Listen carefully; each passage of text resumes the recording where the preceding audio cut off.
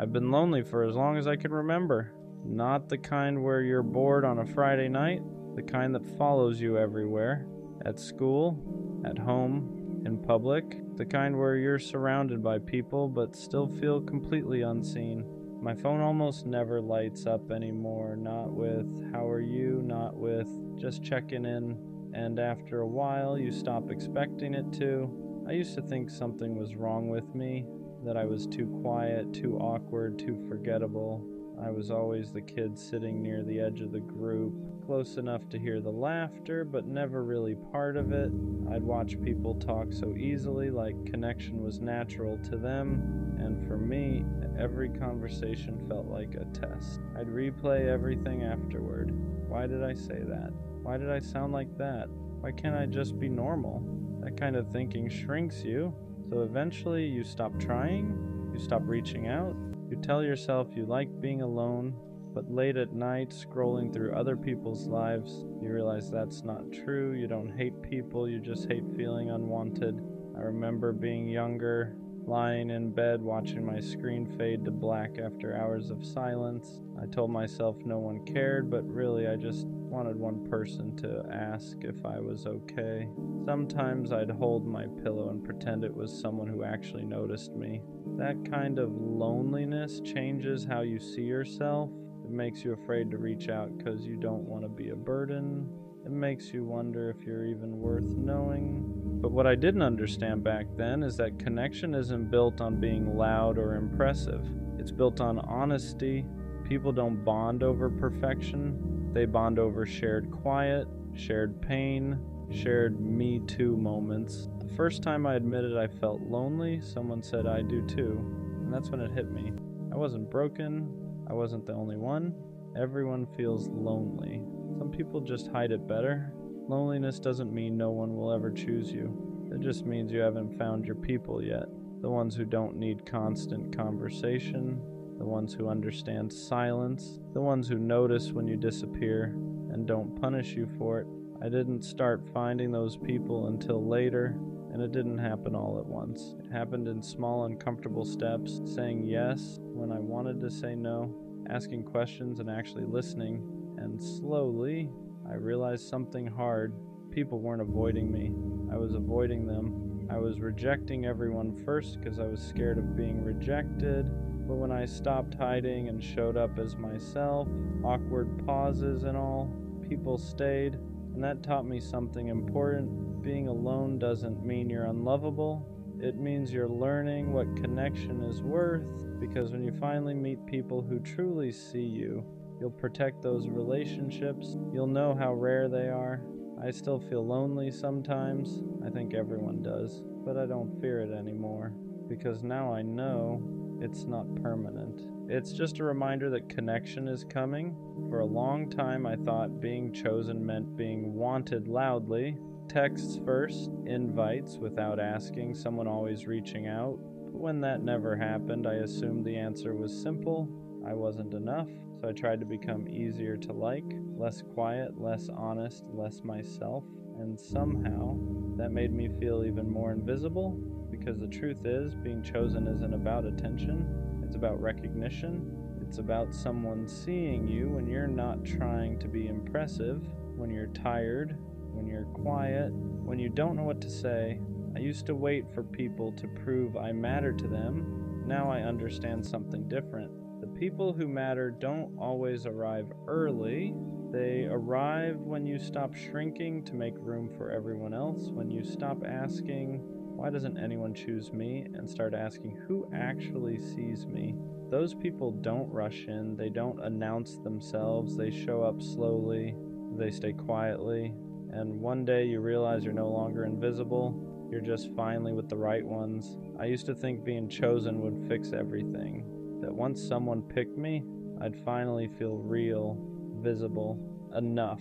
But what no one tells you is how exhausting it is to wait for proof that you matter. You start measuring your worth by replies, by invitations, by how quickly someone notices your absence. And when they don't, you disappear a little more.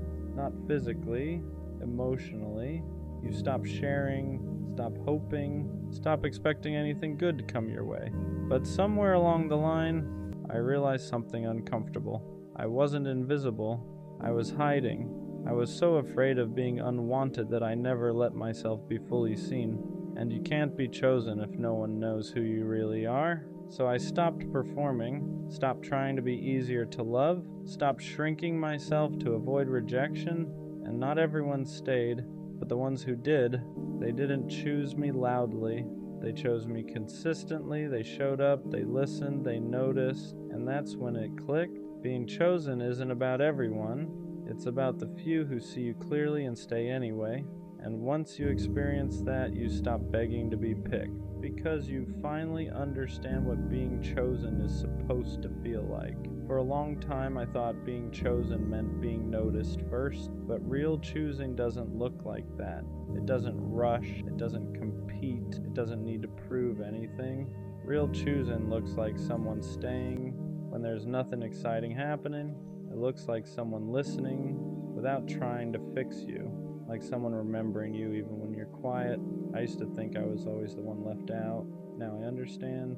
I was just waiting for people who love the way I exist. The ones who don't need me to be louder, or funnier, or easier.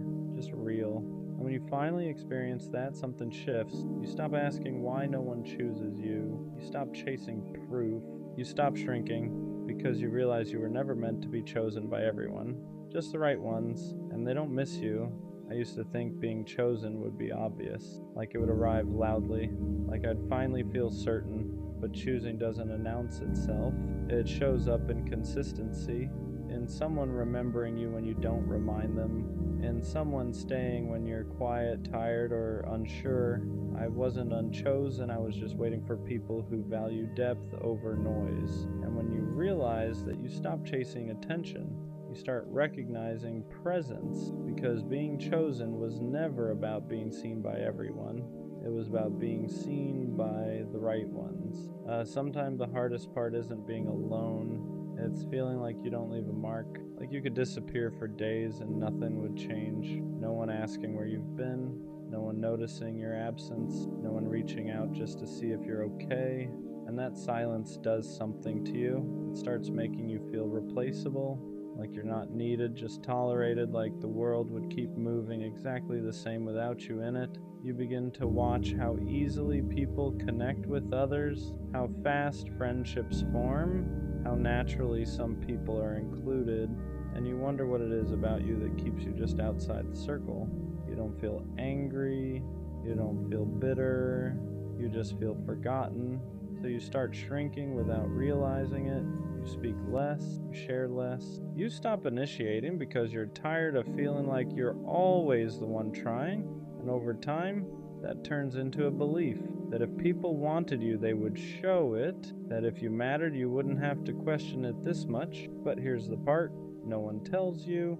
Being unnoticed doesn't mean you're insignificant. It often means you're quiet in a world that rewards noise. It means you don't demand attention. You don't force yourself into spaces. You don't take up room just to be seen. And that doesn't make you invisible.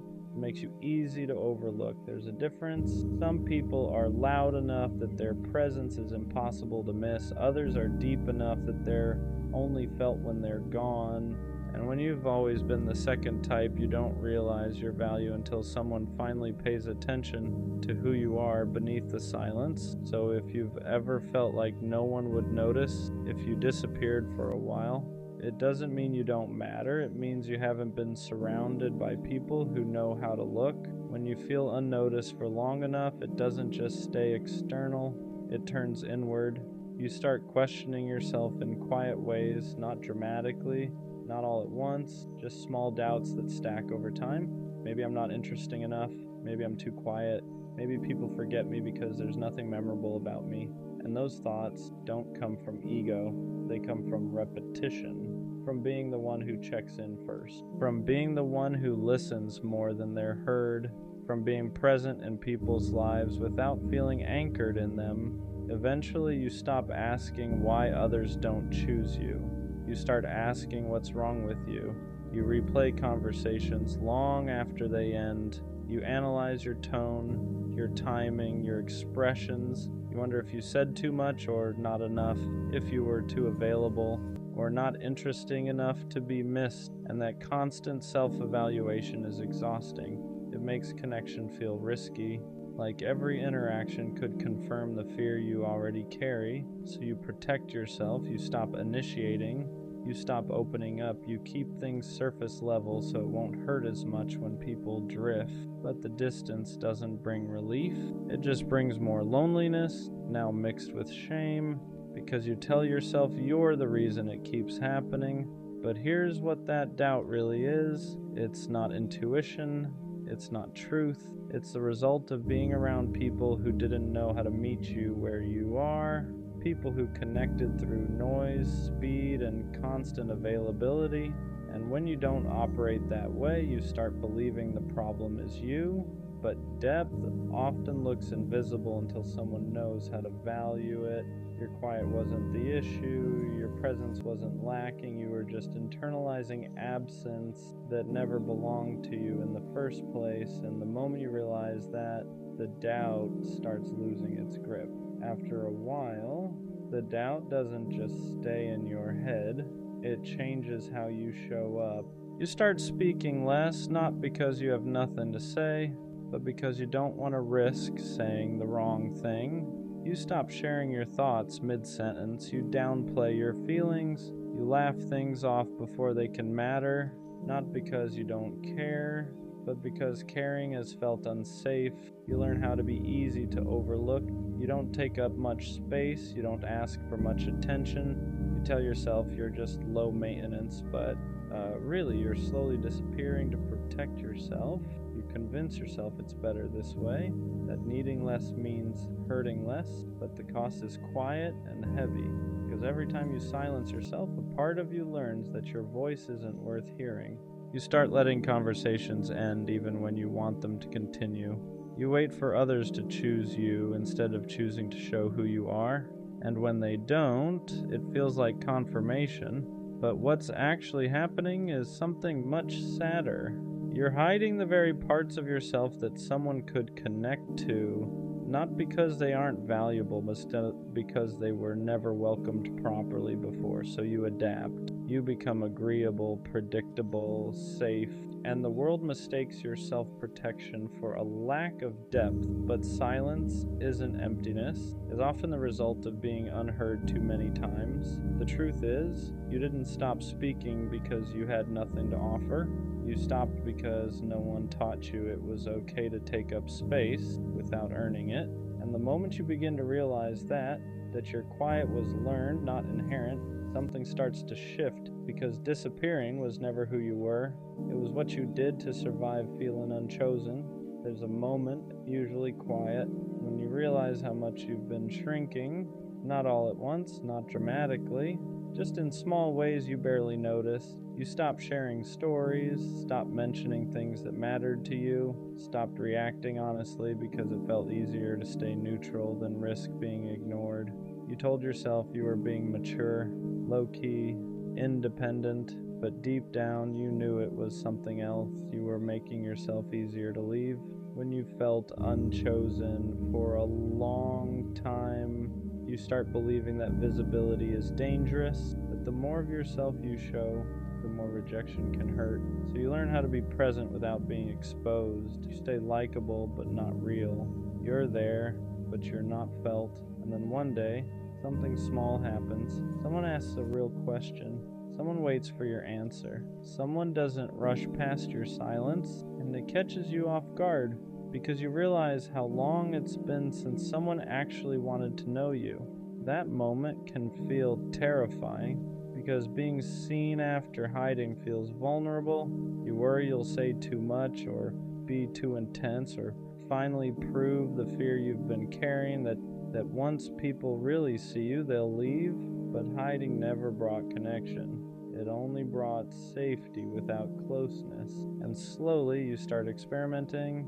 You share one honest thought. You let one pause exist. You don't immediately minimize yourself, and the world doesn't collapse. Not everyone leans in, but some do. And that's when it hits you. You weren't unchosen because you were too much. You were overlooked because you stopped letting yourself be seen. And learning to show up again isn't about becoming louder, it's about becoming real. Being unseen by the wrong people teaches you the wrong lessons. It teaches you that love is conditional, that attention has to be earned, that you need to be easier, quieter, less, just to be tolerated. So you learn to adapt. You read rooms carefully. You sense when you're welcome and when you're not. You pull back before anyone has the chance to push you away. And when people don't choose you, you don't get angry. You assume they're right. You tell yourself they found someone better, more interesting, more effortless. But what you don't realize is that the wrong people will always make you feel invisible, no matter how much you offer, because they aren't looking for depth. They're looking for familiarity, for energy that matches theirs, for people who fit easily into their world. And when you don't fit, you start believing you're the problem. But then, sometimes much later, you meet someone different, someone who doesn't rush you, who doesn't fill every silence, who doesn't make you feel like you're auditioning just to stay. They notice things about you you thought no one saw, the way you listen, the way you remember, the way you show up quietly without needing credit, and suddenly, connection feels lighter. Not because you changed, but because you're no longer trying to be chosen by people who were never meant to choose you. That's when it becomes clear. The pain wasn't rejection, it was misalignment. You weren't overlooked because you lacked something. You were overlooked because you didn't belong in spaces that couldn't hold who you are. And realizing that is what finally loosens the grip of feeling unchosen. For a long time, I'm not chosen felt like a conclusion, like proof that something was missing in me, like evidence that I was forgettable, easy to pass over, easy to replace. I carried that belief quietly into conversations, into friendships, into the way I saw myself. Every time someone drifted, it felt like confirmation. But slowly, and not all at once, that meaning started to change. I began to notice something. The people who didn't choose me also didn't really see me. They didn't pause when I spoke. They didn't ask deeper questions. They didn't make space for who I was beneath the surface. And for the first time, I wondered if being unchosen wasn't a verdict, but a filter. Because when someone finally did choose me, it felt completely different. There was no audition, no performance, no pressure to be more than I was. They didn't choose me loudly, they chose me consistently, they stayed, they noticed. They remembered me even when I wasn't trying to be memorable, and that's when it clicked. I wasn't meant to be chosen by everyone. I was meant to be recognized by a few, the kind of people who don't overlook quiet, who don't mistake depth for distance, who don't need constant noise to feel connected. So now, when the thought creeps in, no one chooses me, it doesn't hurt the same way because I understand it differently. It doesn't mean I'm unlovable, it doesn't mean I'm invisible, it means I don't belong everywhere. And that's not a loss, that's clarity, because the right people don't miss you, they don't rush past you, they don't make you wonder where you stand. They choose you without making you prove why you deserve it. And once you experience that, being unchosen by the wrong people stops feeling like rejection. It just feels like redirection. There's a quiet kind of wanting that doesn't get talked about enough. The desire to find love without needing it to save you. Not desperation, not loneliness shouting. Just this steady feeling that you're ready to share your life with someone. You can be okay on your own and still want more.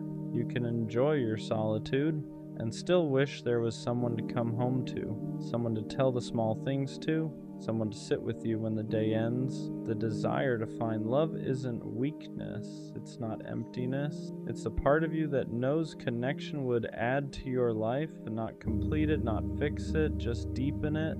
And sometimes the hardest part is wanting love without knowing when it will arrive, holding that hope quietly, patiently, without turning it into pressure. Wanting love doesn't mean you're unsatisfied with your life. It means you're human. You can be stable and still crave closeness, independent and still want to be chosen.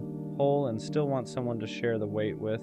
The desire to find love often comes from readiness and not lack, from knowing who you are now, from having learned how to be alone, from wanting connection that feels intentional, not chaotic. But when love takes time, that desire can start to feel heavy.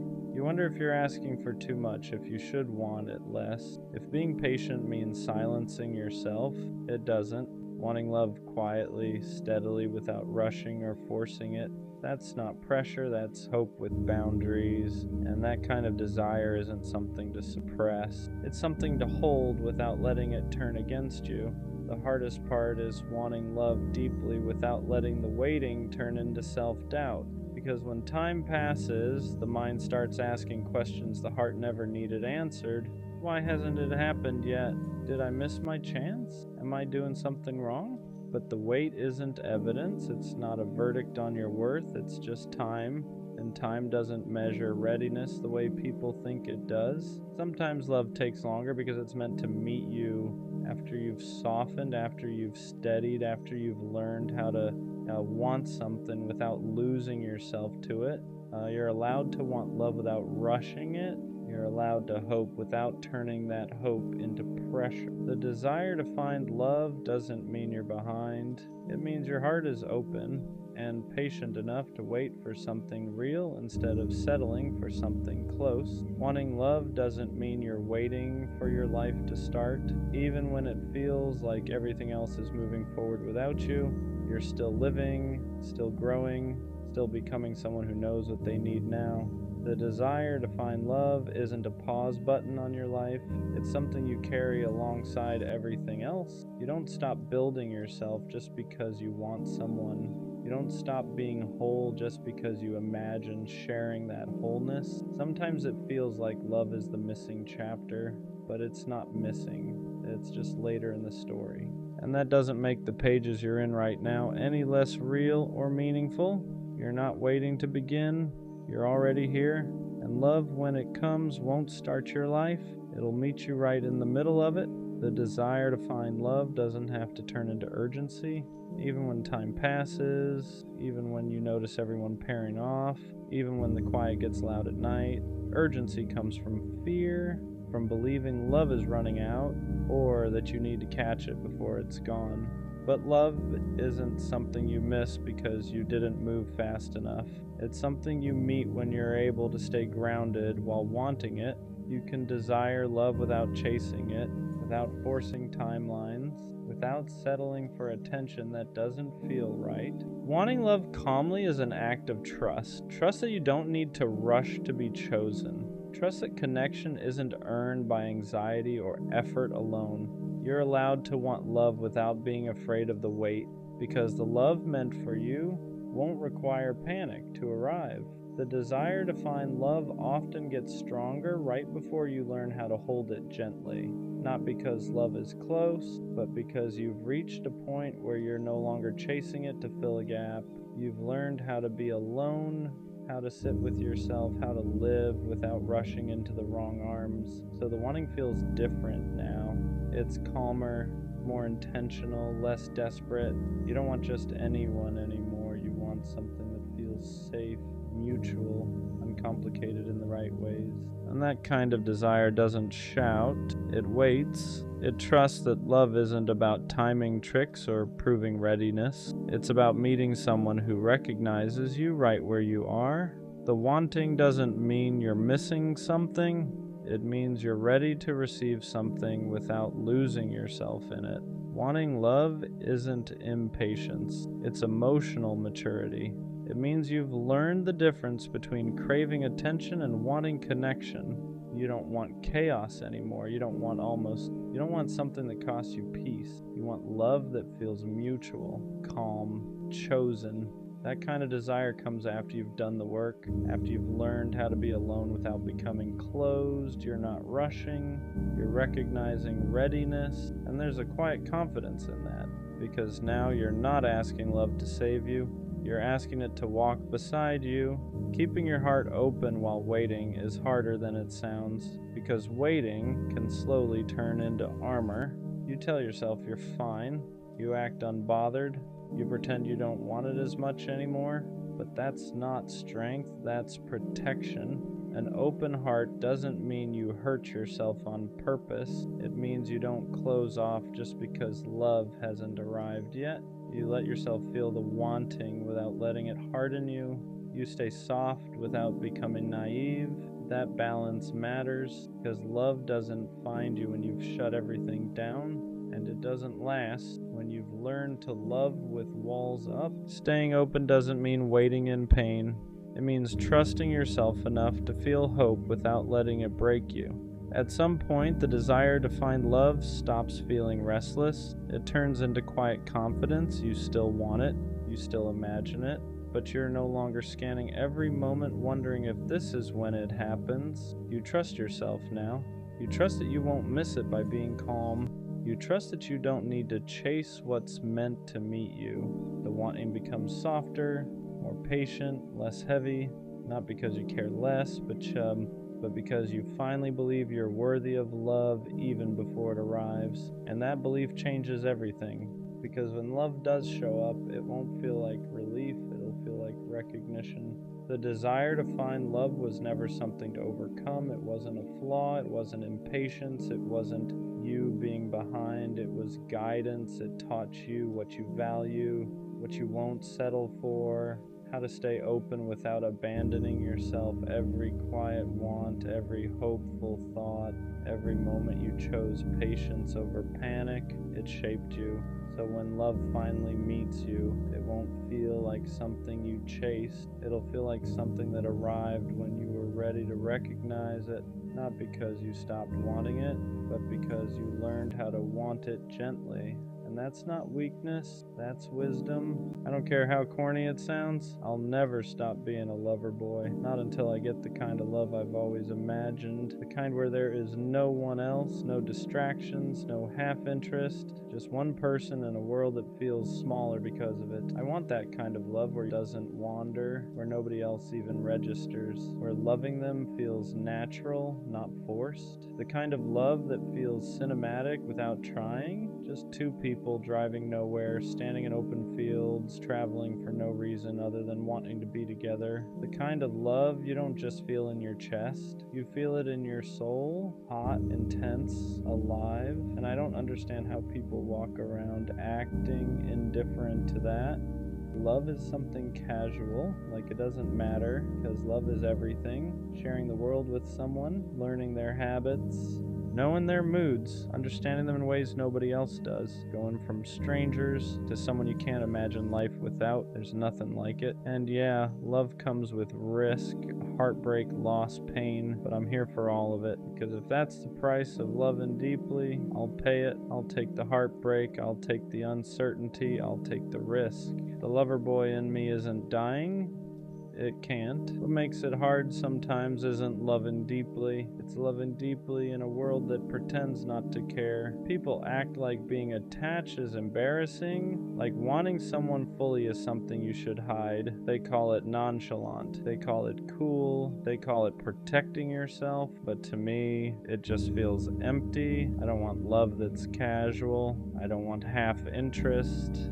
I don't want to act like I wouldn't be crushed if I lost someone I care about. I want to feel it. I want the kind of love where my heart is all the way in. No exits, no backups, no pretending. And yeah, that makes me vulnerable. It means I get hurt easier. It means I feel things more intensely, but I'd rather feel everything than live numb just to look unbothered, because loving deeply isn't weakness, it's courage. It takes guts to say I want you fully. I'm choosing you. I'm not scared to care. And maybe that's why it feels lonely sometimes, because not everyone is built to love like that. But I am. And I'm not going to dull that part of me just to fit into a world that treats love like it's optional. Loving this way hurts more because you don't do it halfway. You don't keep one foot out the door. You don't love with conditions. You don't calculate how much to give. When you fall, you fall completely. And that means when things don't work out, it hits harder. You don't just lose a person, you lose the future you already imagined, the places you pictured going together, the version of yourself that only existed with them. People say, don't get your hopes up, protect your care less, but that's never been you. You don't know how to want someone quietly, you don't know how to love without meaning it, and you don't want to learn, because even when it hurts, loving deeply still feels better than pretending you don't care. Yeah, heartbreak changes you, it slows you down, makes you cautious for a while, but it never kills that part of you that believes in something more. And that's the difference. Some people close their hearts after pain.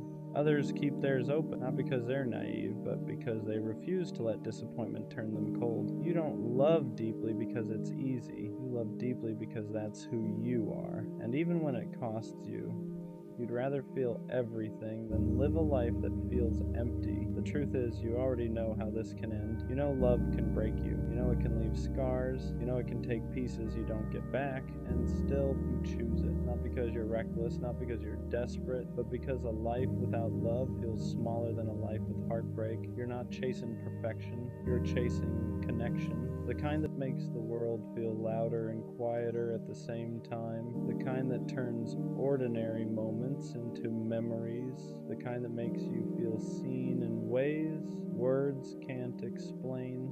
People say love like that is unrealistic, that it only exists in movies or stories, but you've felt glimpses of it, enough to know it's real, and once you've felt that, you can't pretend you don't want it anymore. So yeah, you risk it again, you open your heart again, you believe again, not because you forgot the pain, but because you decided it wasn't stronger than your capacity to love. Being a lover boy doesn't mean you ignore reality, it means you face it and still choose love anyway. When you say you want that kind of love, you're not talking about perfection, you're not chasing fantasy or some unrealistic fairy tale ending, you're talking about presence, the kind of love where you don't feel alone even when you're silent, where being together feels natural, not forced, where effort doesn't feel like work. Is waking up and knowing there's one person in the world who chooses you without hesitation, not because they have to, but because they want to. It's traveling with no plan and still feeling grounded, standing in open spaces and realizing the world feels fuller just because they're next to you. It's loyalty without fear, commitment without control, love that feels intense but never unsafe. That's the kind of love you want. Not obsession, not possession, connection. The kind where you don't question intentions, you don't wonder where you stand, you don't compete with distractions, you're just there, fully, openly chosen, and wanting that doesn't make you unrealistic, it makes you honest. Because once you know how deeply you can love, you stop settling for anything that asks you to dim that fire. Waiting doesn't scare you, settling does. You've seen what happens when people accept less than what they feel. They grow distant, they grow quiet, they start convincing themselves that good enough is enough, and you don't want that. You don't want a love that feels convenient. You don't want someone who chooses you only when it's easy. You want someone who stays when it's real, when it's messy, when it requires effort. So you wait, not because you think you're better than anyone, but because you know yourself. You know how deeply you love, you know how much you give, and you know what happens when that kind of heart ends up in the wrong hands. You'd rather be alone than feel lonely next to someone who doesn't meet you where you stand. And yeah, some days it gets heavy, watching people pair off, watching others settle into relationships that look fine on the surface, but deep down, you're not jealous. You're patient, because you're not searching for company, you're waiting for alignment, for someone who doesn't flinch at your intensity, who doesn't joke about your softness, who doesn't treat your loyalty like it's replaceable. You're waiting for someone who wants the same kind of love you do, all in, no exits. And until that shows up, you're not lowering your standards, you're protecting your heart. If it ever happens, when someone finally matches your energy, you'll feel the difference immediately. Not fireworks, not chaos, not anxiety disguised as excitement, clarity. You won't question where you stand. You won't wonder if you're asking for too much. You won't feel like you're loving harder than you're being loved. It'll feel mutual in a way you're not used to. They won't flinch at your intensity. They won't joke about you caring too much. They won't act overwhelmed by the way you love. They'll meet it. Your effort won't scare them. It'll reassure them. Your loyalty won't feel rare. It'll feel natural. And the craziest part, you won't feel like you're chasing anything. No convincing. No proving, no waiting for them to catch up emotionally. They'll already be there. And suddenly, all that waiting makes sense. All the times you didn't settle, all the times you walked away, all the times you chose being alone over being half-loved. You'll realize you weren't asking for too much. You were just asking the wrong people. When someone finally loves you the way you've always loved others, it won't feel overwhelming. It'll feel right. At the end of everything, after the waiting, the heartbreak, the disappointment, the almost, one thing never leaves: your capacity to love. You don't lose it, even when people try to convince you that you should, even when the world rewards detachment, even when acting unbothered looks easier, even when caring deeply costs you more than you expected, because loving fully was never a phase for you. It's part of who you are. You were built to feel things deeply, to choose one person and mean it, to love in a way that's intentional, loyal, and complete. And yeah, that makes you vulnerable, but it also makes you real. The lover boy in you survives every heartbreak, not because you forget the pain, but because you decide it's not stronger than your heart. You don't regret loving, you don't regret believing, you don't regret wanting something rare, because one day someone will meet you in that same place. They won't laugh at your intensity. They won't treat your love like it's extra. They won't ask you to tone it down. They'll recognize it. And when that happens, everything you held on to will make sense. Though no, the lover boy in you doesn't die. He just waits. And when the right love finally arrives, he'll be ready. Some nights, I stay up hugging my pillow pretending it's someone. Not because I'm dramatic, but because it gets lonely when no one chooses you. You start wondering if love just missed you, if maybe everyone else got picked and you were the one who got skipped over. I tell myself I'm fine being alone, and most days I am. But late at night, when the world is quiet, that's when the question comes back. Will love ever find me? Or am I just meant to imagine it? I think the hardest part is not the loneliness. It's feeling like you have so much love to give and nowhere to put it, no hands to hold, no one to come home to, just you, your thoughts, and the same hope you keep tucking away every morning. And what scares me most is not being alone right now. It's the thought that maybe this is permanent. Being alone doesn't hurt the most. Being unchosen does. It's watching people find each other while you keep ending up by yourself. It's being told, your time will come so many times that it starts to feel like a placeholder sentence. You start questioning yourself. Am I too quiet? Too much? Not enough? You replay everything, trying to find the reason no one stayed. And late at night, when you're hugging a pillow imagining it's someone who wants you back, those thoughts get louder. Not because you don't love yourself, but because you're tired of being the only one who does. The scary part is how slowly it affects your worth. You don't stop believing in love, you stop believing it wants you, and that's when loneliness becomes heavier than silence, because now it's not just about being alone. It's about wondering if something is wrong with you for being alone this long. This feeling doesn't mean you're unlovable, even though it really feels like it. It means you've been alone long enough for the silence to start telling stories. And silence is loud when it goes on too long. You start mistaking timing for rejection. You start turning waiting into a flaw. You start thinking love hasn't found you because you're missing something. But love doesn't work on fairness, and it doesn't run on schedules. Some people find it early. Some people find it after they've learned how to sit with themselves at night. And that doesn't make you behind. It makes you human. The fact that you still want love, still imagine it, still hope for it, even after feeling unchosen, that's not weakness. That's proof your heart didn't close. Imagining love at night doesn't make you desperate. It means you're human. You're not hugging a pillow because you're weak. You're doing it because your body remembers what closeness feels like, even when your life hasn't caught up yet. There's nothing wrong with wanting someone to come home to, with wishing there was a hand to reach for for when the day finally goes quiet. The problem isn't that you imagine love, it's that you've been alone long enough to start believing wanting it is something you need to outgrow. But love isn't something you mature out of, something you wait for without turning against yourself in the meantime. You don't need to shame the part of you that still hopes at night. That part is just proof you haven't gone numb, and as long as you haven't gone numb, love hasn't missed you. Loneliness at night doesn't get to decide your future. Even when it feels endless, nights are heavy because they strip everything down. No distractions, no noise, just you and the question you try not to ask during the day. But night feelings aren't prophecies.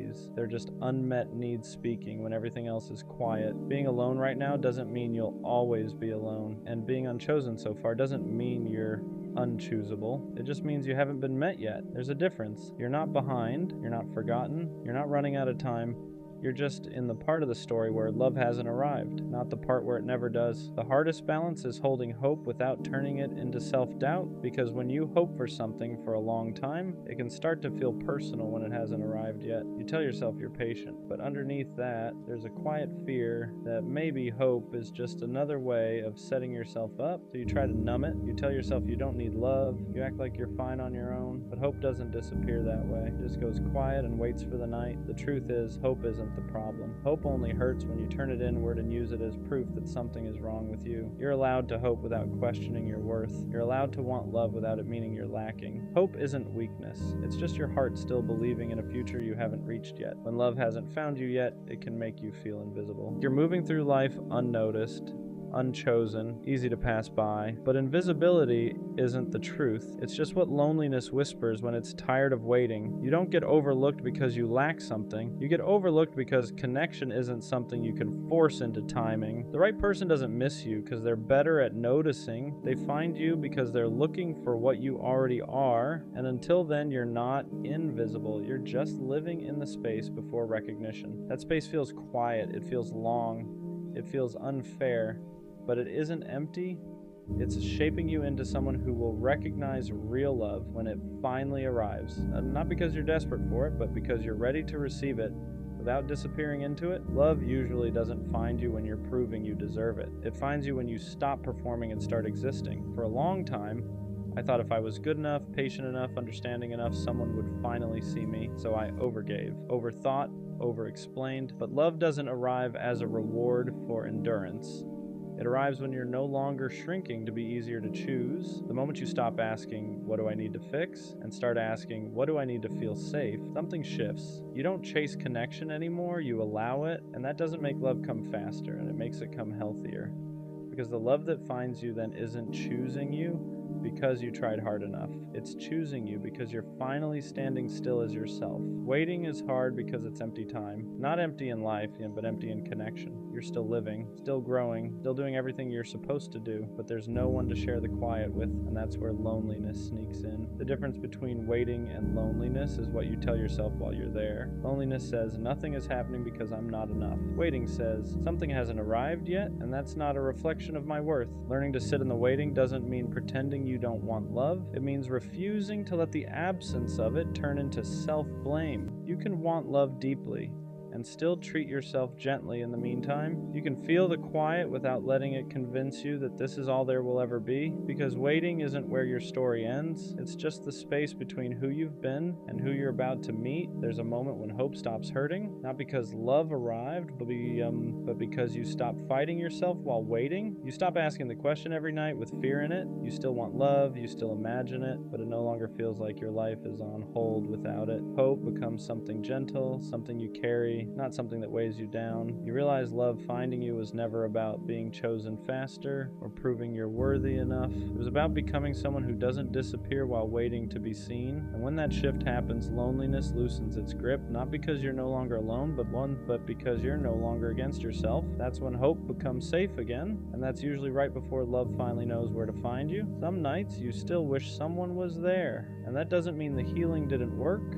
It just means you're human. Missing connection isn't a setback. It's not proof you're regressing or going backward. It's just your heart remembering what it wants to share. The difference now is that the wanting doesn't hurt the same. It doesn't spiral. It doesn't turn into panic. It doesn't make you question your worth. It just exists. You can want love without feeling empty without it. You can imagine closeness without feeling broken when it's not there yet. And that's growth. Because you're no longer waiting with desperation. You're waiting with trust. Trust that love doesn't miss people who are becoming more themselves. It finds them when they're steady enough to receive it without disappearing. The love that finds you after this season feels different, not louder, not dramatic, safer. It doesn't make you question yourself. It doesn't make you wonder where you stand. It doesn't ask you to stay up at night holding space for uncertainty. It meets you where you are. And because you've spent time alone, because you've learned how to sit with yourself, you don't cling to it, you appreciate it, you don't lose yourself in it because you know what it feels like to hold yourself first. That's why this waiting was never a punishment, it was preparation, not to make you stronger in a hard way, but steadier in a soft one. So if you're still alone right now, still asking if love will ever find you, it will. And when it does, you'll understand why it couldn't find you earlier. You weren't meant to be met when you were questioning your worth. You were meant to be met when you finally believed you were already enough.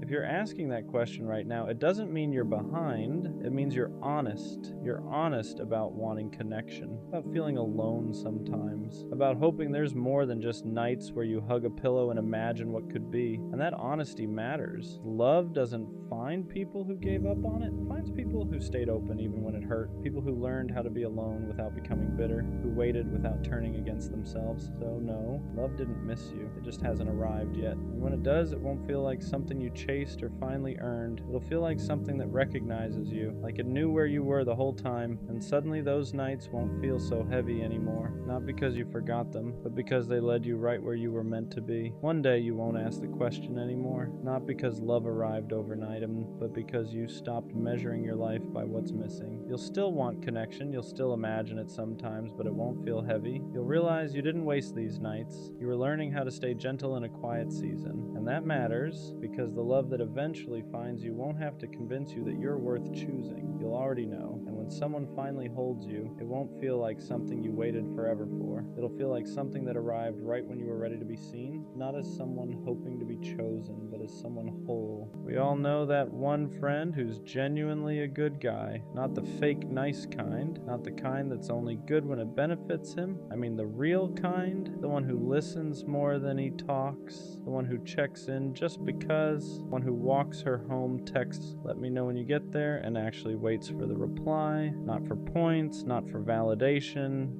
just because that's who he is. He shows up when people call. He remembers small details. He gives effort without keeping score.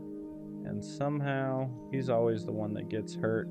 Girls say they want a good guy. They say they're tired of games, tired of being treated wrong. But when a good guy actually shows up, he gets pushed to the side, kept around just in case, treated like an option instead of a choice. He gets left on red, gets mixed signals, gets told, "You're amazing, just not right now." And then one day, he watches her choose someone who won't even do half of what he did. And the worst part? He doesn't complain about it, he jokes it off, acts like it doesn't bother him, plays it cool. But if you're paying attention, you see the change. He laughs less, questions himself more, starts wondering if being genuine is the problem, if caring too much makes him weak, if being a good guy even matters anymore. So he hardens a little, pulls back, stops giving as freely, not because he wants to be cold, but because the world keeps teaching him that softness gets punished. It reminds me of Tanjiro from Demon Slayer. Gentle, compassionate, kind even to people who don't deserve it. People mistake that kindness for weakness until they realize how much strength it actually takes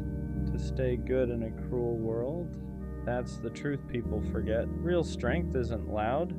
It doesn't dominate. It doesn't need to prove itself. Real strength is staying kind when life gives you every reason not to be. So if you know a guy like that, be there for him. Remind him that his heart isn't a flaw, that being good isn't something he needs to outgrow, because one day someone is going to see him, really see him, and they won't make him pay for the damage done by people who couldn't handle his heart. And when that happens, being a good guy will finally feel worth it. What people don't realize is how early Slowly, the good guy starts changing himself without even noticing. At first, it's small. He replies a little slower. He stops double texting. He thinks twice before doing something thoughtful because he's scared it'll be taken the wrong way, not appreciated, or worse, ignored.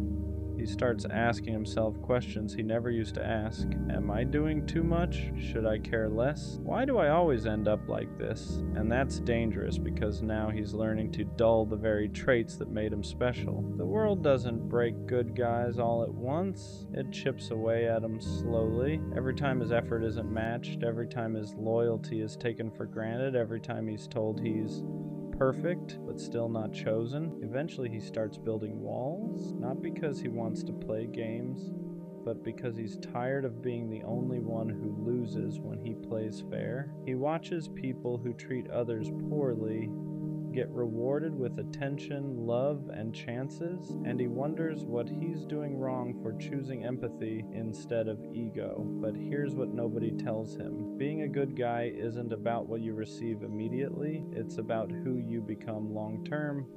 Patience he has, the emotional awareness, the ability to love deeply without needing control. Those qualities don't disappear just because they've been overlooked. They mature, and when the right person finally comes along, those same traits won't feel like a burden. They'll feel like safety, like home, like something rare in a world full of half-effort and emotional detachment. The good guy doesn't lose. He just waits longer for the right win. There's also something else the good guy carries that no one talks about. Guilt for feeling angry when he's treated unfairly, guilt for wanting to pull away, guilt for even questioning whether being kind is worth it anymore, because deep down he doesn't want to become someone he wouldn't recognize. So instead of expressing that frustration, he swallows it. He tells himself to be patient, to be understanding, to give people the benefit of the doubt, even when they've shown him who they are multiple times. And that self-control, that restraint, it takes more strength than most people will ever realize, but it comes at a cost. He starts to feel invisible, like his effort only matters when it's convenient for someone else, like his loyalty is expected, not appreciated, and the scariest part isn't that people take advantage of him, it's that he starts expecting it. That's when the good guy begins to question his worth, not in a dramatic way, quietly, internally. He wonders if he needs to be colder to be respected, louder to be noticed, less caring to be chosen. And even though he doesn't like those thoughts, they creep in anyway. But here's the truth he needs to hear. The world doesn't need more detached people pretending they don't care. It needs more people who choose kindness, even when it's inconvenient. More people who know how to love without manipulation. More people who stay solid when everything around them feels fake. The good guy isn't weak for feeling deeply. He's strong for not letting pain turn him into something he's not. And one day that integrity will matter more than all the times he was overlooked. At some point, the good guy has to learn a hard lesson. Being kind doesn't mean being available to everyone. Being loyal doesn't mean tolerating disrespect. And having a good heart doesn't mean you owe it to people who keep proving they don't know how to handle it. This is usually the stage where he starts choosing himself. Not in a selfish way, not in a bitter way, but in a quiet, self-respecting way. He stops chasing people who only reach out when it's convenient. He stops over-explaining his intentions. He stops proving that he's different. Because the truth is, the right people don't need convincing. The good guy learns that boundaries aren't walls, they're filters. They don't block love, they block misuse. And once he understands that, everything changes. He becomes more selective with his energy, more intentional with who gets access to him. He still cares deeply, but now it's earned. This is where his strength really shows. He doesn't become cruel, he doesn't become cold, he just becomes aware. He learns that love shouldn't feel like constantly waiting your turn, that effort shouldn't feel one-sided, that if someone truly values you, they won't make you question where you stand. And when he finally meets someone who matches his energy, who sees his kindness as safety instead of weakness, it clicks. All the waiting, all the hurt, all the doubt, it suddenly makes sense. because the good guy wasn't wrong for being good. He was just giving his heart to the wrong people. There's a moment where the good guy finally realized something important. He was never meant to be understood by everyone. His way of loving was never designed for people who thrive on attention, chaos, or options. It was meant for someone who values depth, consistency, and intention. And once that clicks, he stops feeling ashamed of who he is. He understands now that not everyone deserves access to his softness, that some people only know how to take, not receive. And that doesn't make him naive, it makes him discerning. He doesn't need to change his heart, he just needs to protect it better. The good guy learns how to walk away without guilt, not because he stopped caring, but because he started caring about himself too.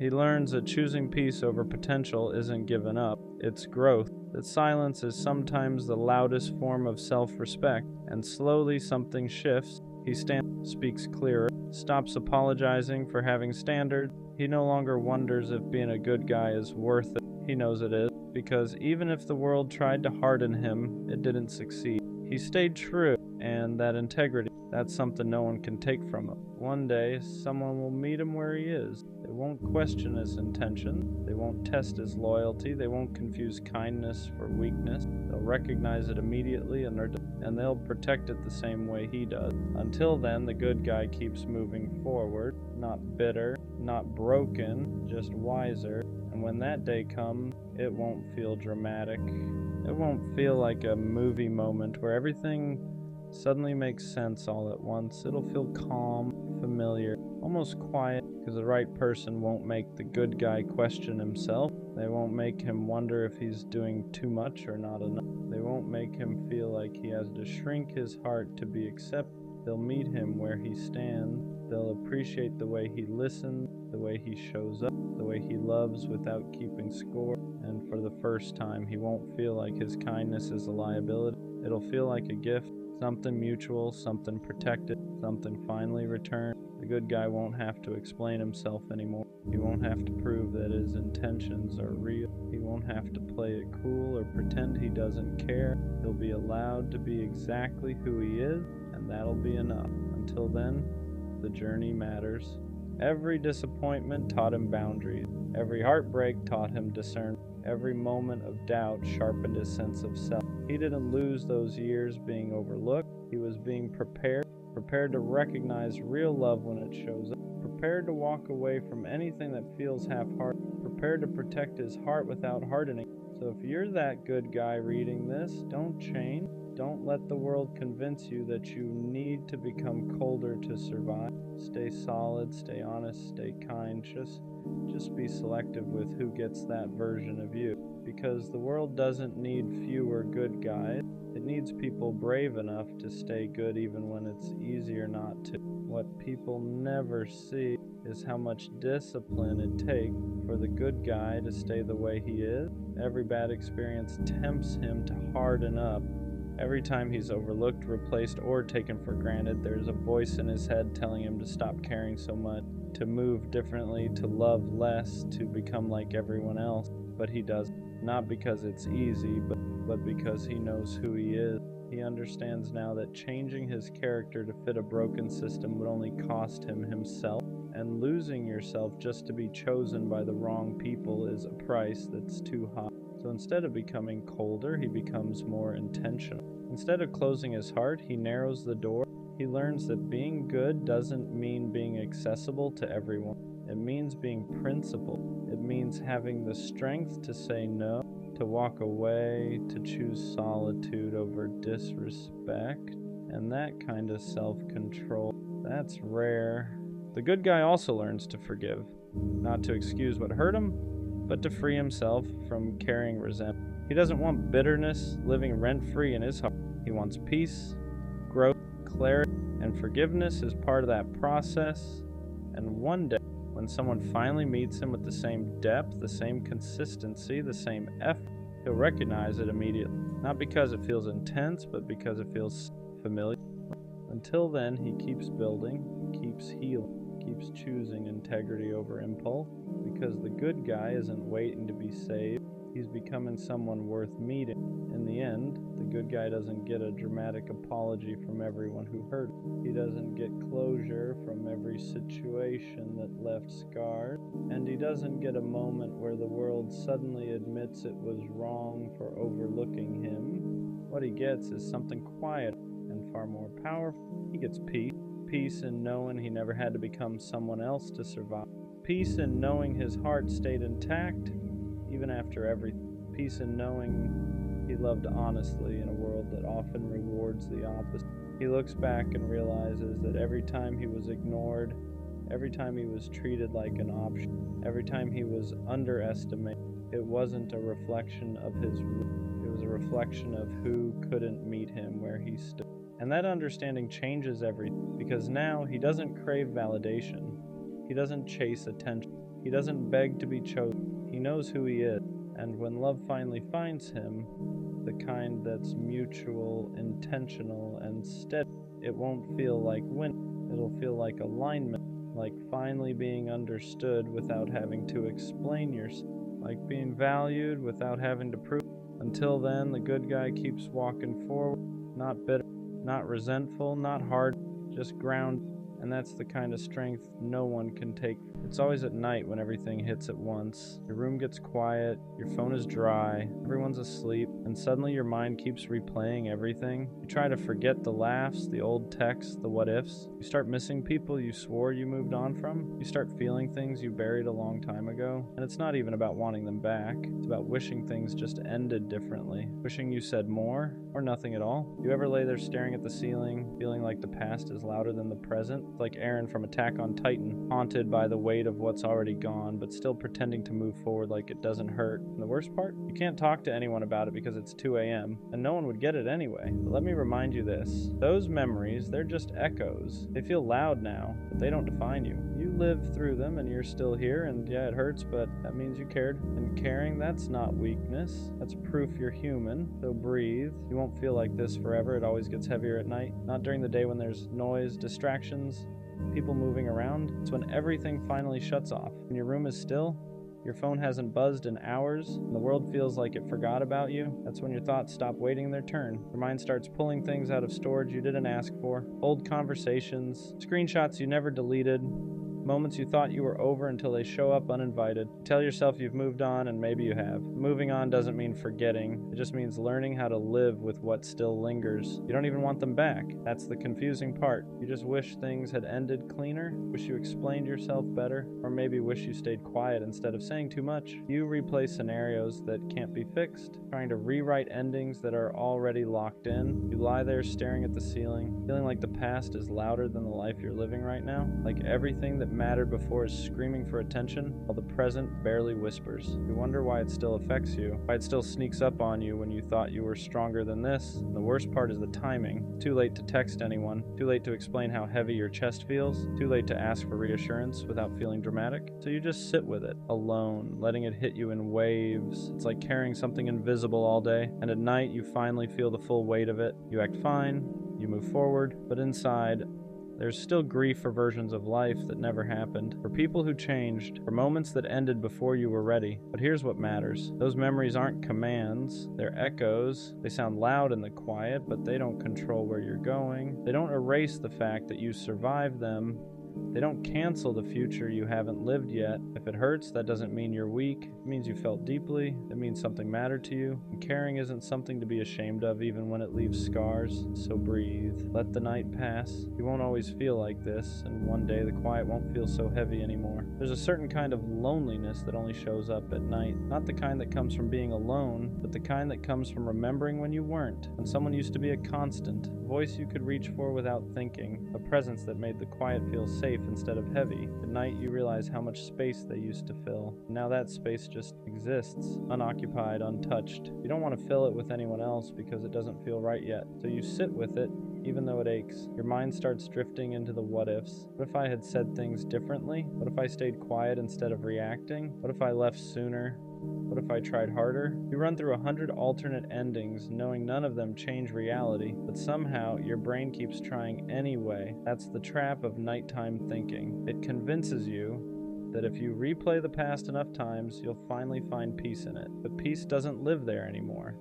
All that's left are lessons and memories, and sometimes even those feel too loud. You start feeling behind in life, like everyone else is moving forward while you're stuck unpacking things you never asked to carry. You scroll through your phone, watching people live, love, laugh, post highlights, and you wonder why your heart feels so heavy when everyone else seems fine. But comparison at night is dangerous. You're seeing everyone else's daylight while you're stuck in your midnight, and that will always feel unfair. What you don't see is how many people are lying awake just like you, staring at ceilings, replaying moments, trying to make peace with things that didn't turn out the way they hoped. You're not broken for feeling this way. You're processing, you're grieving, you're letting go in real time, even if it doesn't feel like it yet. And slowly, very slowly, these nights will change. They won't disappear, but they won't crush you either. The memories will still come, but they won't steal your breath. The quiet will start feeling less empty and more calm. You won't always feel haunted by the past. One night, you'll realize you're thinking about tomorrow instead of yesterday. Eventually, you start noticing that the nights don't hit the same every time. Some nights still hurt, yeah, but other nights feel quieter in a different way. Not empty, just still. And that's when you realize something is slowly shifting inside you, even if you didn't notice it during the day.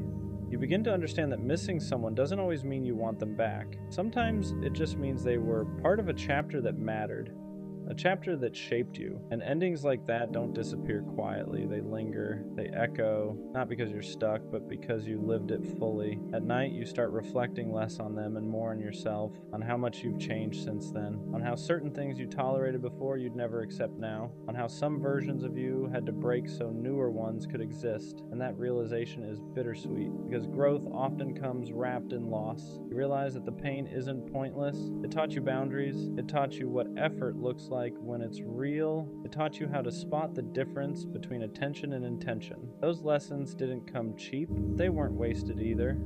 There are still moments when the past creeps in unannounced, and a random thought tightens your chest for a second. But now, you don't spiral the way you used to. You acknowledge it, let it pass. You don't punish yourself for remembering. You don't shame yourself for caring, and that's progress. You stop asking, why did this happen to me?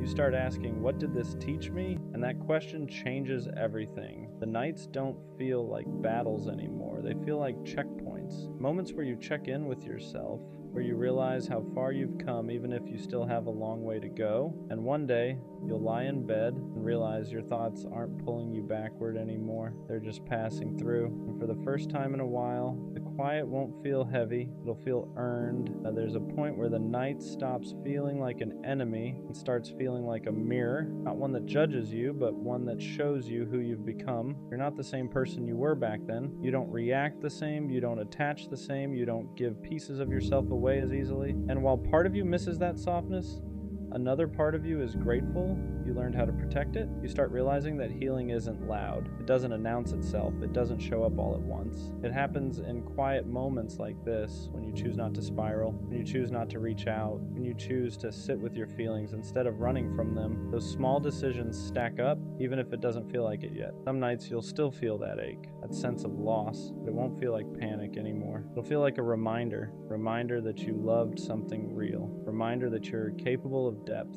And instead of breaking you, that thought will start to ground you. You'll also start noticing how much space you've created. Space in your mind, space in your heart, space in your life. At first, that space felt terrifying, like something was missing. Now it starts to feel like potential, like room for something healthier, something calmer, something that doesn't require you to lose sleep just to feel secure. You begin trusting yourself again, trusting that you can handle whatever comes next, trusting that even if something ends, you won't fall apart the way you once did. You've already proven that to yourself night after night just by getting through. And that's the part people don't see. They don't see the growth that happens in silence. They don't see the strength it takes to sit with your thoughts and still choose to move forward. But you know, and that's enough. The night won't always feel like this. One day it'll just be night. No wait, no replay, just rest. At some point, you stop fighting the memories when they show up. You don't chase them, but you don't shove them away either. You let them pass through like background noise instead of letting them take over the whole room. That's when you realize you're not healing by force anymore. You're healing by acceptance. You accept that some nights will still feel heavier than others, that certain dates, certain places, certain songs will still stir something inside you. But now, those moments don't define your entire mood. Don't steal the whole night. They're just moments, and moments pass. You also start understanding that the past isn't trying to pull you back, just reminding you that you lived, that you felt something real, that you weren't numb, and there's something powerful about that, because numbness is easy. Feeling is brave. You stop asking yourself if you'll ever fully move on. That question slowly loses importance. Instead, you start asking, am I okay right now? And most nights, the answer becomes yes. Not perfect, not amazing, but okay. And that's enough. You notice how your thoughts begin drifting toward things ahead of you. Plans, goals, small things you're looking forward to. First, it surprises you. Like, when did my mind start doing this? But that's how healing works. It sneaks up on you, one quiet night at a time. And even when the past visits, it doesn't feel like a threat anymore. It feels like a chapter you've already read. One that mattered. One that changed you. Not one you need to reread every night to understand. You're learning how to rest without carrying everything with you, how to sleep without replaying endings, how to let the present exist without being overshadowed by what's already gone, and that's progress. Whether you recognize it yet or not, there's a quiet confidence that starts forming in you after all those nights. It doesn't come from feeling happy all the time. It comes from knowing you can sit with discomfort and still be okay. You've already faced the worst parts of your thoughts in the dark, and they didn't destroy you. That realization changes how you move through life. You stop being afraid of the quiet. Silence doesn't feel like abandonment anymore. It feels neutral, sometimes even comforting. You don't need constant noise or validation to feel grounded. You've learned how to be alone without feeling lonely, and that's something a lot of people never figure out. You also become more honest with yourself about what you want, about what you won't tolerate again, about the kind of connections you deserve. The nights taught you that chasing what's gone only keeps you stuck, and protecting your peace isn't selfish, it's necessary. And when you think back on the people you missed, the pain isn't as sharp. There's still tenderness there, but it's softer now, less like a wound and more like a scar. Proof that something happened, but also proof that it healed. You start trusting that life doesn't end with one loss, that the world doesn't stop because something did. You realize that endings don't erase everything that came before them, and they don't block everything that comes after. They just redirect you, and one night, without any dramatic moment, you'll notice something small but important. You're tired in a normal way, not emotionally drained, not overwhelmed, just ready to rest. And as you close your eyes, you won't feel haunted, you'll feel present, and then one night, it doesn't hurt anymore. Not in the way it used to. You still remember, but the memories don't grip your chest. They don't steal your breath. They don't pull you backwards. They just exist quietly like old photographs stored away instead of wounds left open. You realize you didn't get over it all at once. You outgrew it slowly, night by night, thought by thought.